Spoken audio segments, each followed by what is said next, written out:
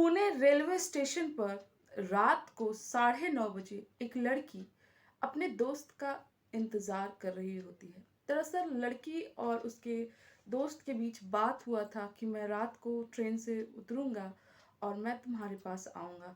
तो वो लड़की जो है इंतजार कर रही होती है, लेकिन वो उसका जो दोस्त मेल फ्रेंड वो नहीं आता है। और तब वो परेशान हो जाती है क्योंकि रात काफ़ी हो चुकी थी उस समय तक। 11:30 और 12 के करीब रात हो चुकी थी और वो लड़की बहुत परेशान थी और उस लड़के से, दोस्त से कांटेक्ट भी उसका नहीं हो पा रहा था। तो वो बहुत परेशान हो गई, वो घबराकर रोने लगी। अचानक वहाँ से एक ऑटो चालक गुजरता है अपनी ऑटो लेकर और पूछता है कि आप इतनी परेशान क्यों हो। तब वो लड़की सारा दर्द अपना बताती है, सब कुछ बताती है जो जो वो उसके साथ हो रहा था, वो परेशानी में थी। ऑटो चालक वहाँ से चला जाता है। फिर वह 10 मिनट बाद वहाँ पर आता है। फिर ऐसा क्या होता है कि वो लड़की 3 दिन बाद हॉस्पिटलाइज होती है मुंबई में और वह जिंदगी और मौत के बीच जूझ रही है। उसको आज भी दुआओं की ज़रूरत है। ऐसा आखिर क्या हुआ था? नमस्कार, मैं प्रतिभा आपको अपने चैनल पे स्वागत करती हूँ। मेरा उद्देश्य है क्राइम की सच्ची घटनाओं को आपके समक्ष कहानी के रूप में प्रस्तुत करना, जिससे कि आप क्राइम को अच्छे से समझ सके और सतर्क हो सके। ये घटना महाराष्ट्र के पुणे शहर की बनवाड़ी क्षेत्र में रहने वाली, जो बनवाड़ी थाना था उसी क्षेत्र में एक लड़की जो है अपने माँ बाप के साथ रहती थी। उस लड़की के माँ-बाप बहुत अमीर नहीं थे, वो नर्सरी का काम करते थे, यानी कि पौधे का देखभाल किया करते थे और इसी से उनका जीवन यापन होता था। वो लड़की एक दिन अपने दोस्त के लिए रेलवे स्टेशन, पुणे का रेलवे स्टेशन जो है, वहाँ जाती है रात के 9:30 बजे और वह अपने दोस्त का इंतज़ार कर रही होती है। दोस्त का इंतज़ार करते-करते करीब पौने 12 यानी कि 12 बजने में 15 मिनट हो जाता है। तब तक उसका दोस्त वहाँ नहीं पहुँचता है। तब वह लड़की बहुत घबरा जाती है। जब वह लड़की बहुत घबराती है, उसी दरमियान एक ऑटो चालक जो होता है, वहाँ से अपना ऑटो लेकर गुज़र रहा होता है और उस लड़की को परेशान देखकर वो पूछता है कि क्या हुआ? आप परेशान क्यों हो? तब वो लड़की जो है बोलती है, मेरी परेशानी का कारण ये है। वो लड़की सारा बात बताती है, वो ऑटो वाला समझ जाता है सब कुछ। वो वहाँ से चला जाता है और फिर 10 मिनट बाद पुनः वहाँ उपस्थित होता है।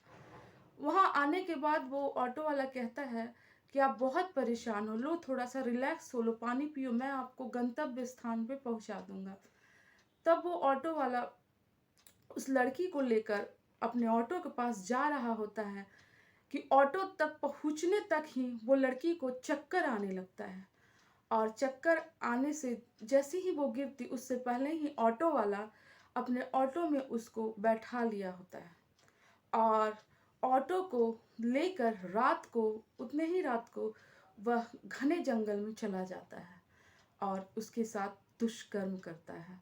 वह 4-5 घंटे उस लड़की को अपने साथ रखता है और उसके साथ गलत करता है। उसके बाद क्या होता है कि वह उस लड़की को लेकर एक लॉज में, एक होटल का कमरा था, वहाँ लेकर चला जाता है, जहाँ पहले से ही 12 लड़के मौजूद थे।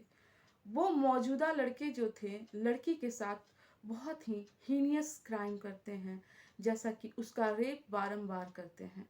वह लड़की उन लोगों के साथ 48 घंटे रहती है और वो लोग बहुत गलत तरीके से एक करके, 1-2 एक मतलब बारंबार उसके साथ गलत करते हैं। वो लड़की खाने को माँगती है तो उसे खाना नहीं दिया जाता है, पानी को माँगती है, पानी नहीं दिया जाता है। वो लड़की उस समय बहुत परेशान हो चुकी थी और उसके साथ लगातार दुष्कर्म हो रहे थे। वह वहाँ से भाग नहीं पा रही थी। उन्हीं 12 में से एक लड़के को उस लड़की पे थोड़ा-सा दया आ जाती है और उस लड़की को वह मुंबई के दादर रेलवे स्टेशन पर छोड़ देता है। जब वह वहाँ उस रेलवे स्टेशन पर वो लड़की खड़ी रहती है, उसी बीच 2 सफाई कर्मी उसकी हालत गंभीर देखकर पूछते हैं और सभी कुछ समझ जाते हैं। वो सफाई कर्मी उसको मदद क्या करते, उसके बजाय मदद करने के बजाय उसके साथ दुष्कर्म करते हैं। और उस लड़की के साथ 6-7 घंटे रहने के बाद उत्तर दिशा में जाने वाली ट्रेन पर बैठा देते हैं। बहुत यात्री आ जा रहे थे, लेकिन कोई उस लड़की से कुछ भी पूछ नहीं रहा था और सफ़र तय करते जा रही थी। चंडीगढ़ बस पहुँचने ही वाली थी। कोई भी उसकी कठिनाइयों को समझ नहीं पा रहा था, जबकि वो लड़की इतनी परेशान थी, उसके साथ इतने गलत काम हुए थे। बहुत ही हीनियस क्राइम जो होता है उस लड़की के साथ हुआ था, रेप हुआ था। और उस लड़की की भावनाओं को, उस लड़की की कंडीशन को कोई भी देख नहीं पा रहा था, जैसा कि वो लड़की बहुत परेशान थी। परेशान होने के बाद वो लड़की का कोई भी कंडीशन नहीं समझ रहा था और किसी ने उसकी मदद करने की भी कोशिश नहीं की। यहाँ तक कि हाल-चाल भी उसका नहीं समझ पाया कोई और ना ही कोई हेल्प करना। वहीं से एक जीआरपी का पुलिस गुज़र रहा था, पुलिसकर्मी जो था गुज़र रहा था। वो लड़की को देखकर कुछ समझता है कि ये लड़की हो ना हो बहुत परेशान है और कुछ तो ज़रूर बात है। लड़की से पूछता है, अभी तक उस लड़की में पुरुष जाति से इतना डर, भय उत्पन्न हो गया था, क्योंकि उसके साथ 2 दिन में जो दुष्कर्म हुए थे, 15-16 लड़के मिलके जो दुष्कर्म किए थे। ऑटो चालक भी 30 साल का था और जितने 12 लड़के उसके साथ दुष्कर्म किए थे, वो भी लगभग इसी उम्र के थे। और फिर 2 सफाई कर्मी भी अधेड़ उम्र का उसके साथ दुष्कर्म किया, तो उसको किसी भी पुरुष से एक घृणा और डर जो है, भयभीत हो जाती थी वो पुरुष को देख के। वो डरने लगी।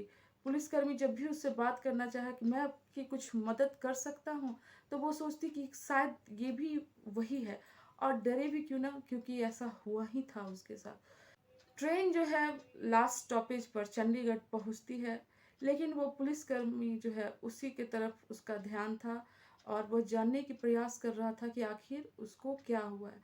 लेकिन वो लड़की उससे बात करने के भी राजी नहीं थी और बहुत डरी हुई थी कि हो सकता है ये भी मेरे साथ गलत काम करे। लेकिन वाकई वो पुलिस वाला ऐसा नहीं था, लेकिन वो लड़की नहीं समझ पा रही थी। तब क्या होता है कि लास्ट स्टॉपेज चंडीगढ़ जब ट्रेन रुकती है, तो वो लड़की उतरती है, वही पुलिसकर्मी उतरता है। वो समझ चुका था कि ये लड़की मुझसे बात नहीं करेगी, ना ही मेरा हेल्प लेगी, क्योंकि ये बहुत डरी हुई है। तो वो सीडब्ल्यूसी फ़ोन करके, चाइल्ड वेलफेयर कमिटी फ़ोन करता है, संपर्क करता है और वहाँ से एक तत्काल एक महिला हेल्प करने के लिए वहाँ मौके पर पहुँचती है और सारा बात वो पुलिसकर्मी जो है बताता है। पुलिसकर्मी जब बात बताता है, तो वो महिला सब समझती है। महिला उस लड़की को पहले पुचकारती है, बहुत प्यार से बात करती है, उसे पानी पिलाती है, खाना खिलाती है। तब धीरे-धीरे जो है उस लड़की का 1-2 घंटे में उस महिला पे विश्वास जगने लगता है। तब वो लड़की सारी वारदात जो उसके साथ घटना ये 2-3 दिन में हुआ था, वो सारा चीज़ बताती है और कहती है कि मेरे साथ ये हुआ। तो वो पुलिस महिला जो थी, वो यह सब सुनकर बहुत विचलित हो जाती है और रोने लगती है, और वो जो पुलिसकर्मी था, वह भी रोने लगता है, उसकी आँखों में आँसू आ जाते हैं। और हो भी क्यों ना, ये कहीं न कहीं निर्भया कांड से बहुत ही बड़ा कांड था। निर्भया कांड से कहीं भी कम कांड नहीं था, क्योंकि इसके साथ 15-16 लोगों ने गैंग रेप किया था और वह बहुत तरह उसके पार्ट्स जो थे, इंटरनल पार्ट इंजर्ड हो चुके थे और वो अच्छी स्थिति में नहीं थी। इधर जो है उसके माँ-बाप, उस लड़की का पता नहीं चल रहा था, तो उसके माँ-बाप बनवाड़ी थाना में उसका रिपोर्ट लिखाते हैं और उसकी जानकारी लेते हैं। अगल-बगल जब उसकी जानकारी नहीं मिलती है, तो उस लड़की का मोबाइल का सीडीआर निकालने की कोशिश करते हैं। तो धीरे-धीरे उसके माँ-बाप को पता चलता है और फिर वो लड़की बरामद होती है। उस लड़की को मुंबई के ही एक हॉस्पिटल में एडमिट कराया जाता है और वो लड़की अभी तक 14-15 सितंबर हो गए थे, ज़िंदगी और मौत के में जूझ रही थी। वो लड़ रही थी, अपनी ज़िंदगी को बचाना चाहती थी, वो जीना चाहती थी, लेकिन वह अभी तक ठीक नहीं हो पाई थी। इधर सभी वारदात जो है उसके माता-पिता को पता चलता है। माता-पिता बेहोश हो जाते हैं, बहुत विचलित होते हैं, क्योंकि उनके पास इतनी धन-संपत्ति नहीं होती है कि वो हर कुछ जांच पड़ताल करवा पाएँ, वह पुलिस से विनती करते हैं। हालाँकि बनवाड़ी क्षेत्र के जितने भी पुलिसकर्मी थे, बहुत ही अच्छे थे और बहुत ही कोऑपरेटिव थे। वो उन लोगों का बिना पैसा, बिना घूस का हर काम अच्छे से कर रहे थे। वो अगल-बगल हर जगह से उस लड़की के बारे में पता करने की कोशिश की कि आखिर क्या हुआ था। लड़की का मोबाइल का फिर से सीडीआर निकलवाया जाता है, कॉल डिटेल्स जो होता है रिकॉर्ड, वो निकलवाते हैं। फिर उसके बाद जहाँ-जहाँ लड़की जाती है, जहाँ से शुरू होता है, 100 से ज़्यादा 150 सीसीटीवी खंगाले जाते हैं, लेकिन लड़की का कुछ अता-पता नहीं कि कहाँ इसके साथ क्या हुआ, कुछ पता नहीं चल रहा था। फिर धीरे-धीरे एक सीसीटीवी में वो कैद हो जाता है वो वक़्त, जब वो लड़की ऑटो में बैठती है, तो वो ऑटो का जो पीछे का नंबर प्लेट था, उसमें का नंबर कैद हो जाता है। फिर उसी के क्लू के तहत पुलिसकर्मी जो है वहाँ तक पहुँचती है और फिर उसके बाद जो है उस 12 दरिंदे को भी अरेस्ट कर लिया जाता है और फिर उस 2 सफाई कर्मी भी अरेस्ट हो जाते हैं धीरे-धीरे। लेकिन लड़की अभी भी अपनी ज़िंदगी को बचाने के लिए ज़िंदगी और मौत की लड़ाई लड़ रही है। क्या वैसे लड़कियों को फांसी की सज़ा नहीं मिलनी चाहिए? और सैल्यूट है ऐसे पुलिसकर्मी को कि इतना तत्पर होकर उस लड़की के लिए काम किए, उस गरीब माँ का सहायता किए, चाहे वो जीआरपी का पुलिसकर्मी हो, चाहे बनवारी क्षेत्र का थाना हो, चाहे वह सीडब्ल्यूसी की महिला हो। सभी को सैल्यूट है मेरा। हालाँकि मीडिया इसमें बहुत ज़्यादा दखल-अंदाज़ी नहीं कर रही है। मीडिया बहुत ज़्यादा इस चीज़ों को नहीं दिखा रही है, जैसे कि निर्भया कांड को बहुत ज़्यादा ही हाइलाइट किया गया था। ये चीज़ आपको बहुत ज़्यादा मीडिया पे नहीं उपलब्ध मिलेंगे। हालाँकि ये कांड निर्भया कांड से कहीं कम नहीं है। मैं तुलना नहीं करना चाहती हूँ इन चीज़ों का, लेकिन यह कांड बहुत बड़ा है और वैसे लोगों का चेहरा समाज के सामने आना ही चाहिए और ताकि उनका परिवार भी बदनाम हो। क्यों लड़कियों को ही अच्छे संस्कार दिए जाते हैं, क्या लड़कों को अच्छे संस्कार नहीं दिए जाने चाहिए? सतर्क रहें, सावधान रहें और अपने बच्चों को, अपने लड़कों को भी संस्कार दें। धन्यवाद।